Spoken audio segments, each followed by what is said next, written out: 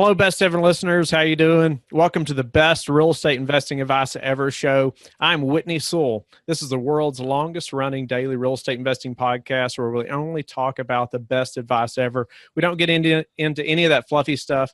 This is Follow Along Friday. Theo and Joe are out today, but I'm honored to be with you. And also with us is Ryan Cox. Thanks for being on the show, Ryan. Yeah, excited to be here. Hello, best ever listeners. Yeah, Ryan and I we're asked to talk about some challenges that we've faced getting started in the real estate syndication business. And we just want to go through some of those challenges because we know you are facing them or going to as well, and how we have worked through those. And a little about me. I'm also the host of the daily real estate syndication show, and have invested in numerous deals now and raised capital for numerous deals and doing our own deals as well under LifeBridge Capital. Ryan, give the listeners a little bit about you, and let's get right into some challenges we faced. Yeah, sounds great. So Ryan Cox, Founders Grove Capital. Previous to investing in multifamily and working in syndication, I was in enterprise software sales for about 10 years, selling software and hardware to the mid-market companies between about 1,000 and 5,000 employees. So I've been at the multifamily syndication business for a little over 3 years, and leaps and bounds from where I've started, but a long way to go. Awesome. So, Ryan, why don't we just get right into some a challenge maybe that you have faced, or that you wish that you had known when you started that you know now, and I'll do the same. Yeah, I think two things really stand out of as I think about what I would do, I guess, differently, or that I wish that I had known in the beginning. Number one, so I have a podcast as well called the Real Estate Innovators, where I interview founders of technology companies that are focused in innovating in commercial real estate. So I have an opportunity to talk to a lot of founders, venture capitalists, those types of folks that are really making a lot of interesting, either evolving business models or technology that'll impact commercial real estate. And I think that I had some hesitancy about jumping on the microphone and interviewing people, and just a little bit of nerves about that. And I just wish that I had started that much, much sooner.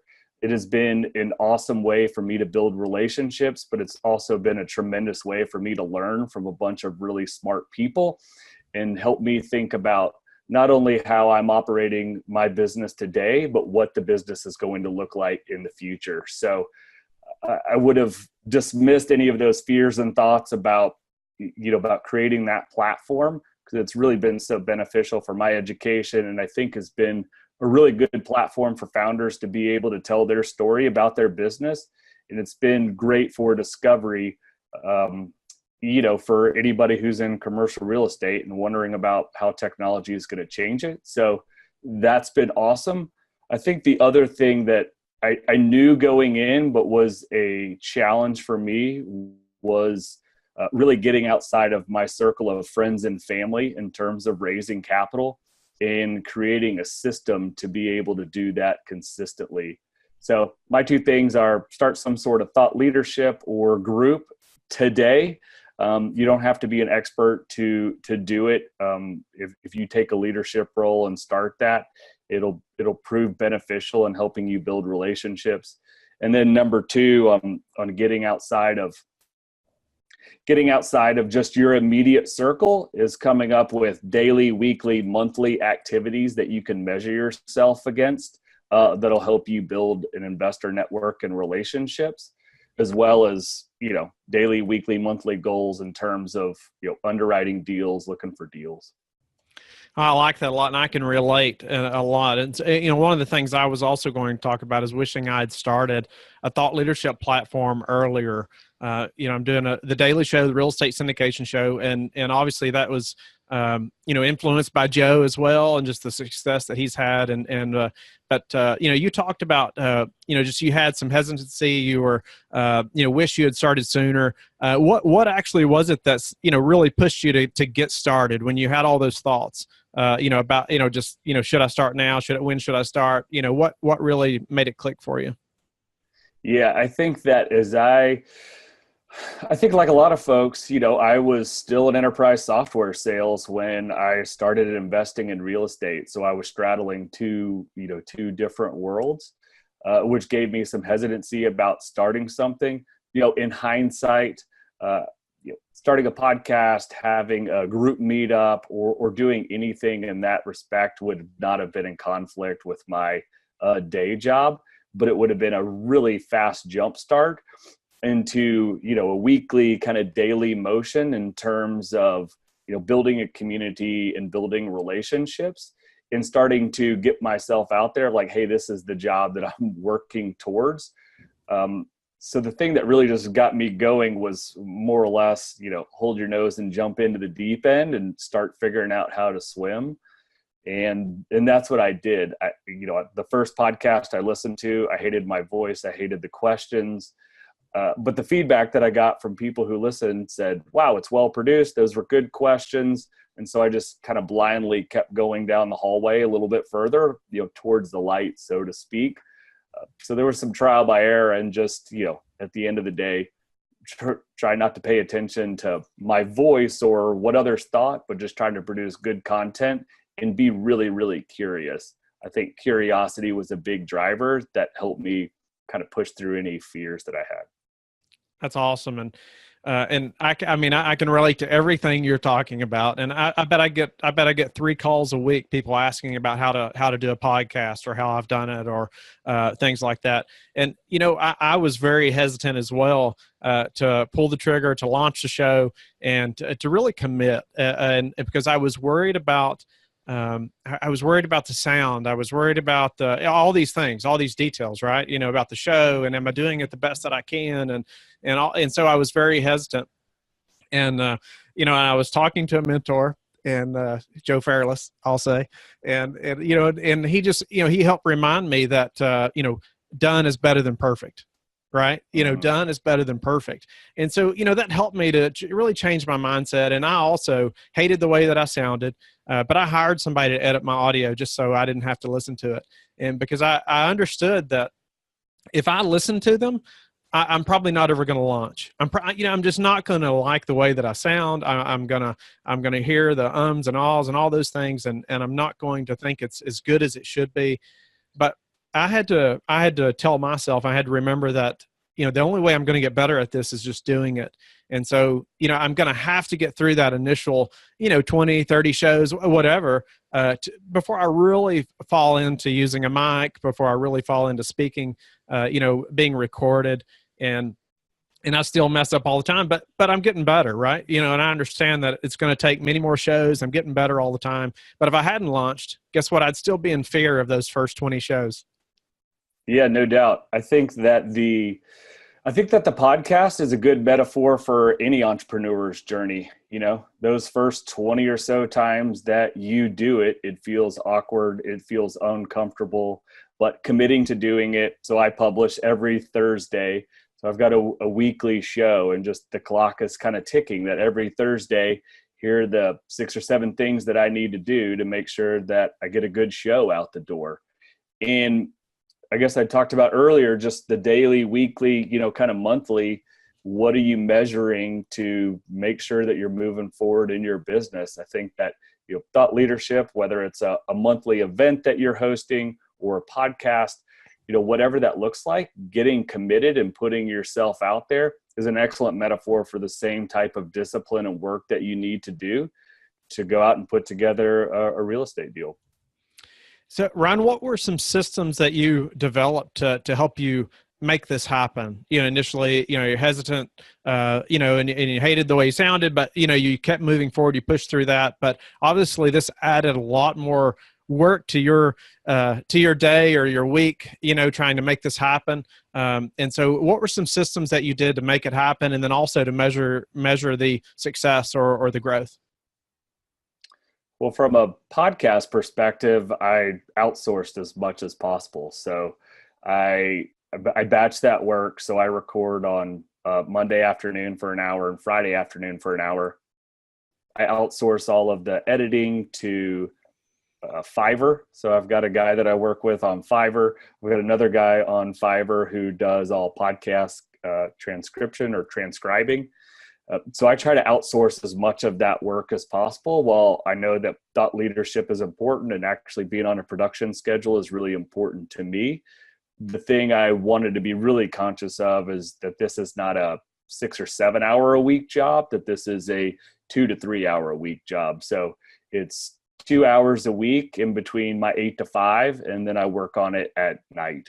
So typically on an average week, it's about 3 hours worth of work. Nice. And how often are you publishing your show? Every Thursday. Okay. Awesome. Yeah. And how about you? Yeah. So obviously it's daily. And so it just increased my workload tremendously, right? To get that many shows done a month. But just like you, I outsource everything that I can. And, and I would stress to the best ever listeners that if you haven't looked into hiring a virtual assistant, I'm not sure what you're waiting on, I use Upwork. I've used Fiverr for different things, but I use Upwork a lot, and I've learned, some skills to be able to find people on there that work really well for me and for the tasks that I need. But initially, I found somebody that was, their specialty was audio editing, or I find somebody that's just good at show notes. Somebody's just good at video, and then those have changed a little bit. My entire team has changed recently.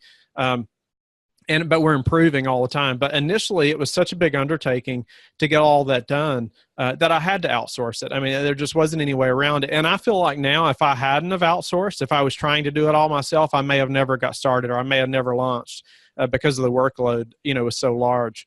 And so, but it calls me to grow, right? It calls me to get out of my comfort zone and just to make it happen. And I wanted to go back, too. If you're watching this, you see behind me is a green screen. And just like today, like we couldn't get the green screen working just the way we're recording today. But, we're just going to go on with it, and we're going to make this happen. And that really hindered me in the beginning, because I would have been really worried about that. I would have been really worried about that and thought, oh, no, we can't do it. We can't publish this. It's not as best that it can be, but I understand that done is better than perfect. And what about you, Ryan? Well, just keep moving forward. I think as we talk about outsourcing and, having a team help you to do, the podcast, I think that, again, as it serves as a metaphor for just the business and entrepreneurship in general, one of the phrases that or quotes that I heard in the beginning that I have really made a part of, my daily life has been, when something comes up that says, how do I do this? I potentially would get stuck and would put something off, or just never get around to doing it. When I switched that question around to who can help me do this, I found that, one of my talents is building teams. I love collaborating with people. The more that there's kind of a group that's participating in something, the more energy that I get. And so I switched a lot of times. If I was stuck and doing the things that were brand new, was, man, how do I do this? I don't know. But when I started thinking about who can help me do this and building a team around what I was trying to accomplish, I tended to have a lot more fun and got things done a lot faster because I was put into action, and I'm very much a learn by doing individual. And I got the opportunity to see and watch and learn by others doing. So I think that that's been a valuable tool for me, is to take that question, how do I do this, flip it on its head and ask, who can help me do this? I really like that a lot. And I find now, like as I think of stuff, where I used to get my pen and paper out and I'd try to make lists so I didn't forget things, but now I just send an email to my assistant and say, I need this done, or can you please do this?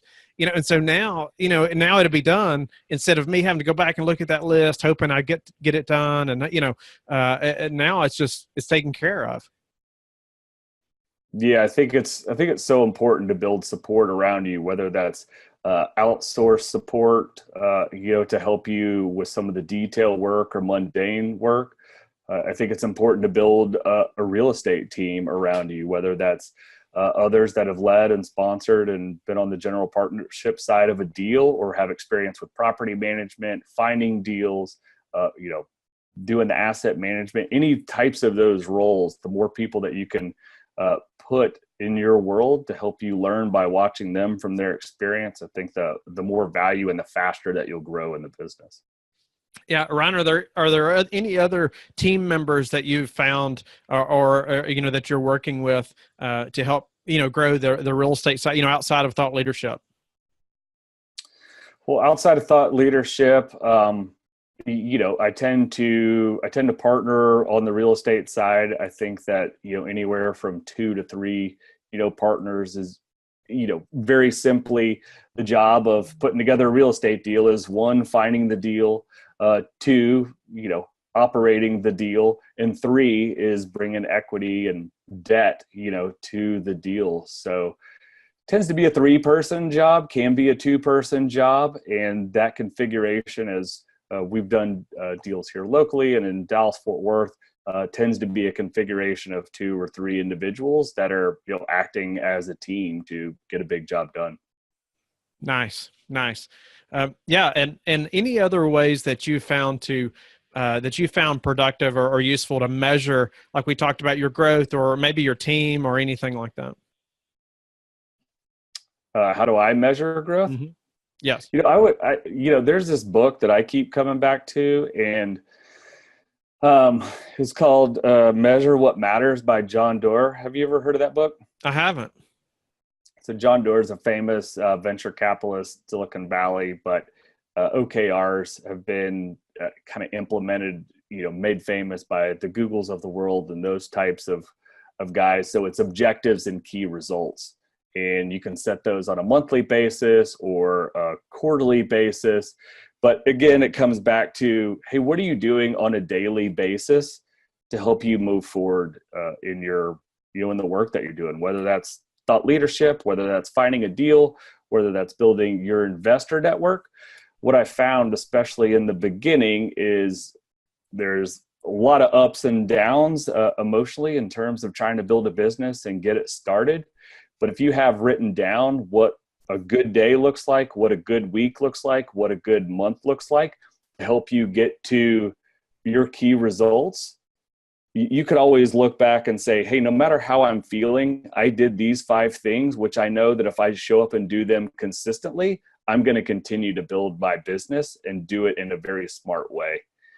And I know that if I look at the sheet and say, man, I didn't do any of those things and my calendar was running me and I wasn't in control of my calendar, I know that I'm off track. So having that written down has really helped me measure my progress, and knowing that it very much is a process and that there is no recipe for overnight success. I like that a lot. Could you give us a couple examples of maybe things that you're going to make sure are written down, making sure that you're doing every week or on a monthly basis, and how you've done that? Yeah, my goal is to have anywhere from 15 to 20 new investor calls a month. And so then I've got a subset of activities that helps me, bring new investors, start those new relationships, start building relationships with investors. I tend to find that it's probably anywhere from about 90 days to, potentially a year or 2 years that I start building a relationship and we find that we're a fit for each other. Before we bring on a new investor into the group. So, it starts with, how am I making and how am I reaching and building relationships with new investors? And then once I do establish that new relationship, how do we work through whether that's education about myself and about Founders Grove and what we're trying to accomplish, or identifying that the investor needs education on alternative investments, passive investments, finding out if multifamily is even the right, asset class in real estate for them. So those are the things that I really focus on is starting at the top, try to build relationships with new investors. And then over the course of anywhere from 3 months to 12 months, really have a plan that I can add value to their thought process as they're thinking about an alternative and passive investment. Nice. I like that. And I like that you set that number, the 15. And I wanted to ask you, is that 15 new contacts a month, or is that just, following up possibly with other contacts or potential investors that you've already met? Yeah. I mean, my math is it takes me maybe 15 to 20 just new conversations to find 2 or 3. So maybe 10% of those conversations, I find that I'm a fit, that we're a fit for each other. Hey, that we can add mutual value to what we're trying to accomplish. I have an investment opportunity and a thesis that makes sense to the investor. And the investor, kind of checks accredited investor, some of those types of things. And we're mutually aligned on what we're both trying to accomplish. So I would say for every, 20 investors that I talk with, 1 to 2 are a fit. And then from that 1 to 2 that are a fit, I know that I'm in an education period, over the course of 90 days to 12 months, that gives me an opportunity to build a relationship and, add value to that conversation. Sometimes it may be a lot of relationship building and we find out we're not a fit for each other, or multifamily is not the right investment for them. So I just kind of think of that as, sales karma. Well, maybe they're a better fit for somebody who's, local to them, or they already have a relationship, or they want to invest in, self-storage or small retail. And it's just, hey, I don't want to invest in multifamily in Austin or Dallas. Yeah. And how are you finding them in the first place? What have you found to be the best way to connect with these potential investors? I focus primarily on LinkedIn. So, as my background was enterprise software sales and hardware, I had a very extensive kind of connections through a lot of big technology companies. So the Microsoft, Cisco's of the world. And I started just going back through and sending notes to, contacts, primarily in technology, some in healthcare. And I just look to connect for 15 minutes, tell them a little bit about what I'm doing. If they are able to, get on a call, then we find out, that goes back to my, I need 20 calls to find 1 or 2 that are a fit. And so I set up a 15-minute call, learn a little bit about them, try to understand what they're, hoping to get out of the call. And, typically they want to learn a little bit more about me and what I'm doing.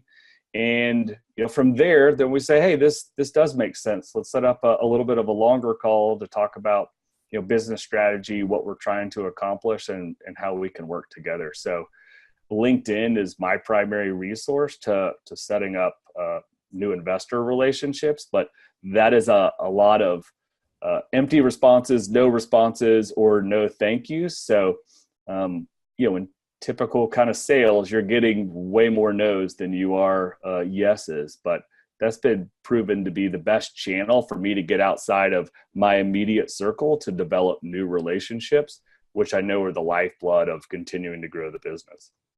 Awesome. And, tell me about how that conversation has changed maybe from when you first started raising capital to how it is now, that 15-minute, I do a lot of the same things. And I've, believe it or not, a lot of mine investors I've found at real estate conferences, and I'll put that out because a lot of people go to these things assuming that there's no passive investors there. And I say you're wrong.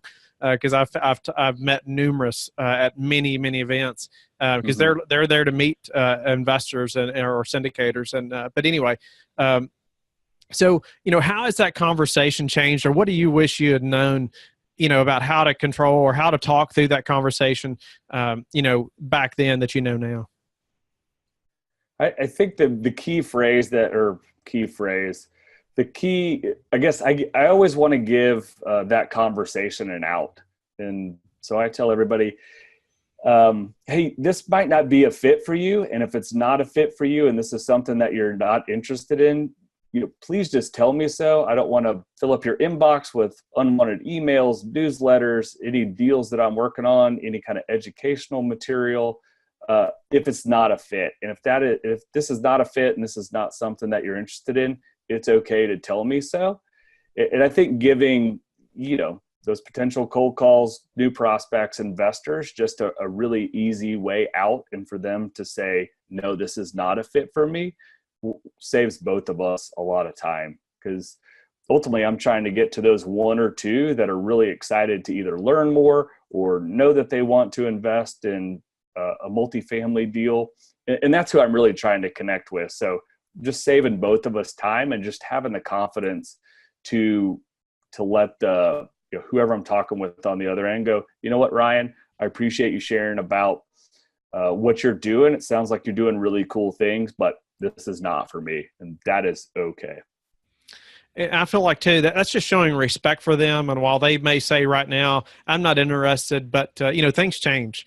And I find that, investors, one time right now, it may not be a fit. They may not like multifamily for whatever reason, something they've read, who knows where. But then, 6 months from now, their situation's changed or something else has changed their interest about multifamily. And then all of a sudden, they hear your podcast again, or, they, oh, you know what, I remember him. He's very respectful. He wasn't pushy. And I liked that about him. And then it's possible, they're going to come back. Would you agree, Ryan? I totally agree. I think that, my mindset is try to do the best by, try to do what's in the best interest of all parties. So I've had a number of opportunities where there's just things that I don't do, but I have relationships that could, help that investor potentially get what they're looking for. So, I just try to, pass those opportunities off to other investors that I know that are doing different types of projects. That could potentially, get those two people together and could add value in some way. And that might not potentially be to the bottom line or to add value to the group of investors that I work with or to a specific deal. But if I can put others before myself and add more value than I take, I think that I'm, doing a good job every day. You had mentioned, you had also mentioned about educating the investors. So, you've had that call and now, you want to educate them. You want them to understand what they're investing in, right?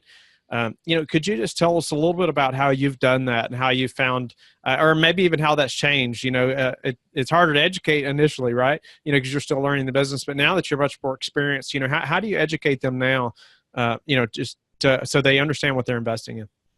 Yeah, well, I would encourage one of the things I did, when I was in software sales and when I made the move to real estate, in both roles, I had a sales journal.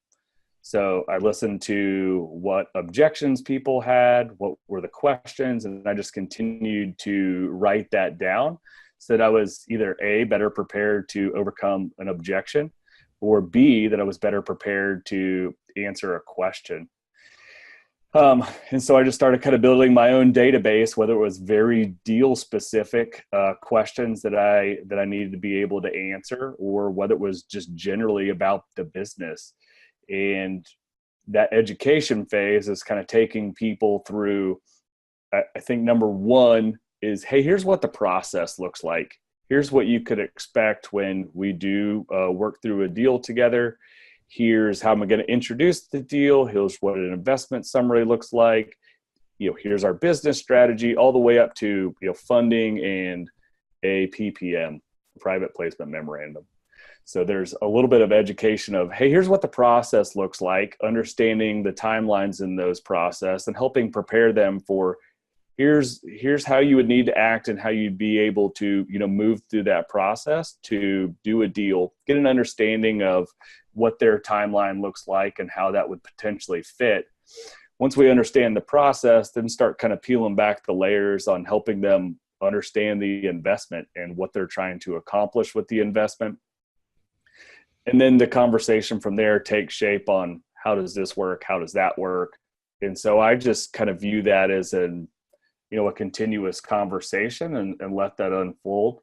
I've developed some kind of FAQs and some stuff like that I can, hey, here's high level stuff that can help push them along, but always encourage, hey, give me all the questions that you have. You can reach me, text me, call me, send me an email. And I just try to respond with timely answers to their questions.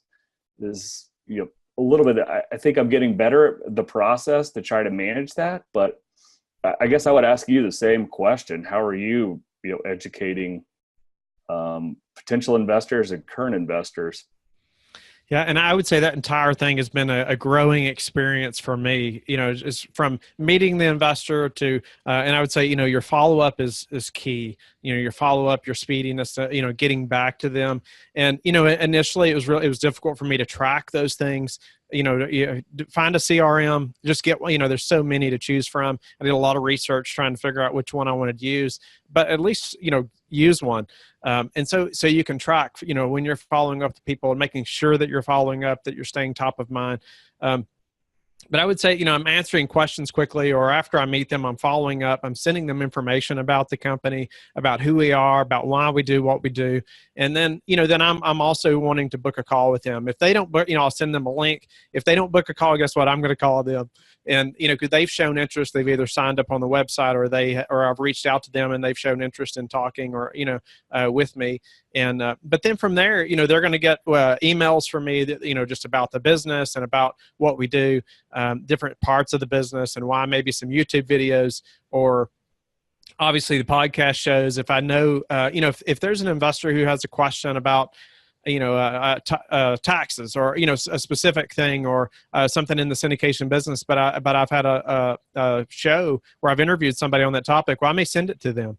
Say, hey, I thought this would be, of interest to you, or this, this is what you were asking me about, what we discussed, and this goes in a little more in depth, just to show them that they're not just another number. I actually cared about our conversation. I documented, what was important to them, and then and I'll try to provide value to them, through that, or get them some more information if I see there's some way, something that's, that they, and I'll ask, what was their goals in investing, what are they looking for, and really listen to what they tell you.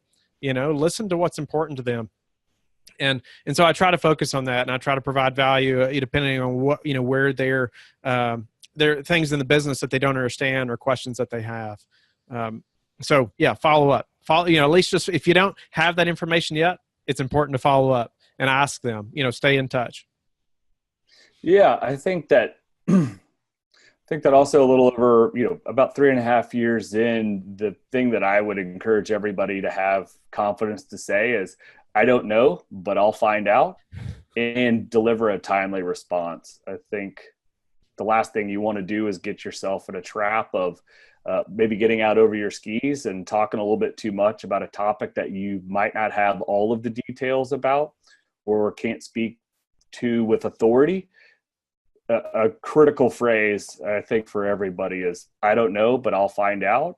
And when you do find out, send a timely response. I think that in terms of developing relationships with investors, or your partners, or whatever that team looks like for you, that could be in, all facets, having a lot of discipline around communication and follow-up is critical to building a successful business. And that's something that I took from the corporate world and have put into this business, and feedback from investors of all types of sizes has been, hey, you communicate as well as anybody that we've worked with. So know as you're trying to get the edge on, working with new investors, and how you do that, and potentially competing with somebody else who's doing the same job for investment dollars. One thing that everybody can do from day one, regardless of your experience, is create a system to effectively communicate in a timely manner. And if you show up to do that consistently, the level of trust that you'll be able to develop with partners in a real estate deal, or investor partners, will be much faster than if you communicate poorly, don't respond at all, things like that. So I can't stress enough just how important it is to have a very good strategy to communicate effectively with potential investors, current investors, real estate partners, anybody in your network and team that is helping you build a real estate business. Great.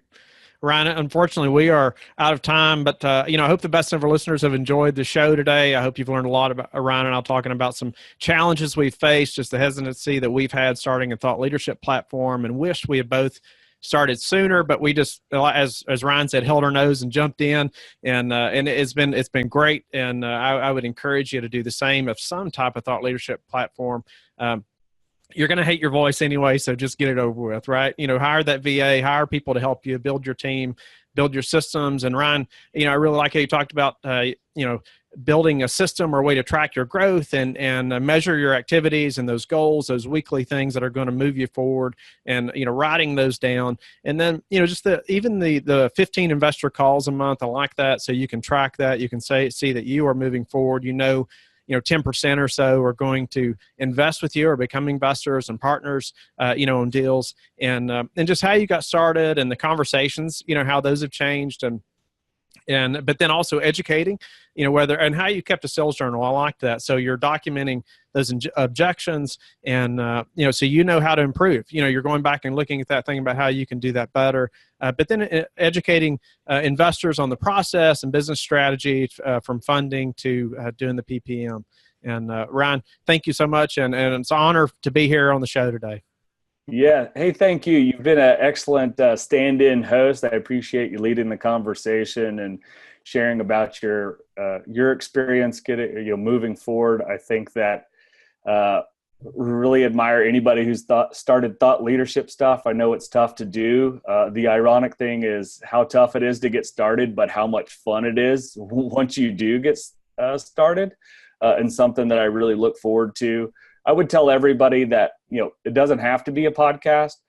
Starting a meetup on a monthly basis, or some sort of event that happens in your city to help you build relationships and have a platform, blogs, all types of things can be considered thought leadership platforms, which is very much an action of doing and not thinking. So commit to a time you want to publish a blog post every week, or have an event each month or a quarter, whatever that looks like, and whatever you feel empowered to do, you should definitely take the bull by the horns and go do it. And I would encourage you to have as much fun as you possibly can in the process, because at the end of the day, the more fun you have, the more energy that you put into it, the more that others are going to gravitate towards that event, the podcast, what have you. So thank you, Whitney, for being such a great host. I enjoyed being on the show. And thank you, best ever listeners. Appreciate the time. Look forward to speak with you guys again soon. What's your website? How can people get in touch with you, Ryan? Oh, yeah, sure. You can find me at foundersgrovecapital.com or therealestateinnovators.com. So Founders Grove is real estate firm. The Real Estate Innovators is my podcast. Feel free to hit me up on LinkedIn. Send me an email. Love to chat. Awesome. Again, I'm Whitney Sewell. You can reach me at LifeBridge Capital, or Whitney at lifebridgecapital.com is my email. Happy to talk to you or schedule a call with anyone. Ryan, thanks again. Best ever listeners. I hope you have a best ever day.